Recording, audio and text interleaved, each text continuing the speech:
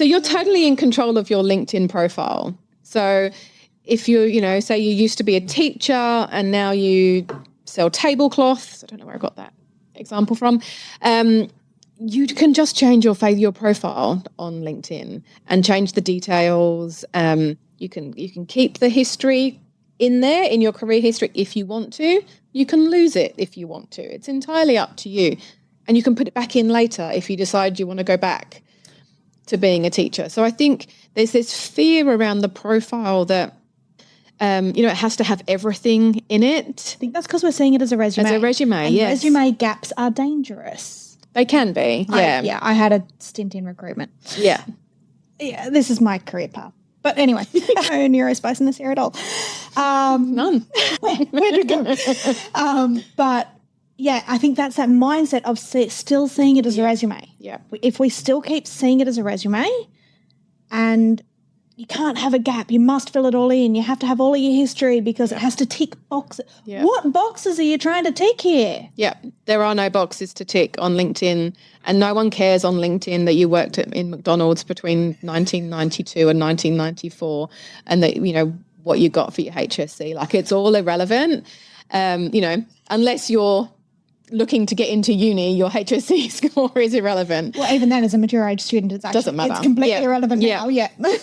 Yeah. And so you're fully in control of that, and you can craft that to tell the story that is relevant. So for a lot of the sort of small business client or the business clients that I work with, we craft that so that it tells the right story, the current story. We leave in what's relevant and we take out what is not relevant.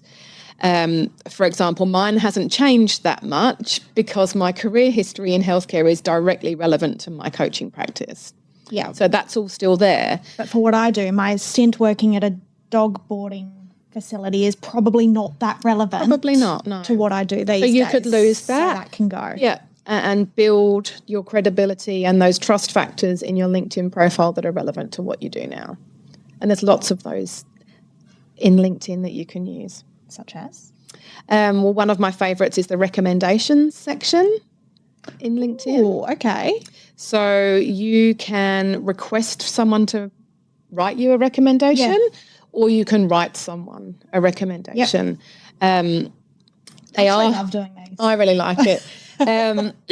They are hidden quite far down in your profile, but you can turn them into a post.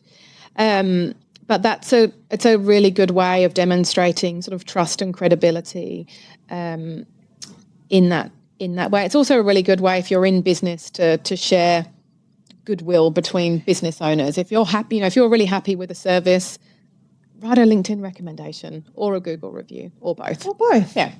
Because quite honestly, the words that you use, most of the time you can probably pretty much copy paste. Absolutely. Yeah. Put it on Google, you put it on LinkedIn, you put it on Facebook. Yep. All three spots where you can put reviews, you can pretty much use the exact same words. Absolutely. The character limits are all about the same on all of them. I've checked. Okay. So it's not that hard, especially if you're B2B. Yeah. Because the other person understands. So when you're asking for a review, don't just give the Google link. Give all three. Yeah. And ask for the review across all three. Yeah. Because, I think I like LinkedIn recommendations. I think it's fun, but I don't like that it's all the way down the bottom for small businesses. I wish you could reorder that and put it up higher. But I haven't actually used them as creating a post from them yet. So maybe that's something in there as well. There you go. I like that one.